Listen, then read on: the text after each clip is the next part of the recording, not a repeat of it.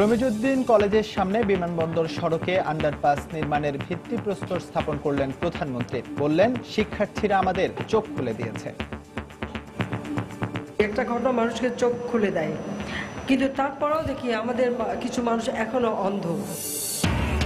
শিক্ষার্থীদের আন্দোলন ভিন্ন খাতে নেয়ার চেষ্টা করেছিলেন আলোকচিত্রী শহীদুল আলম, বলছে পুলিশ। রাষ্ট্রবিরোধী কর্মকাণ্ড রুখতে ব্যবস্থা নেয়ার তাগিদ বিশ্লেষকদের।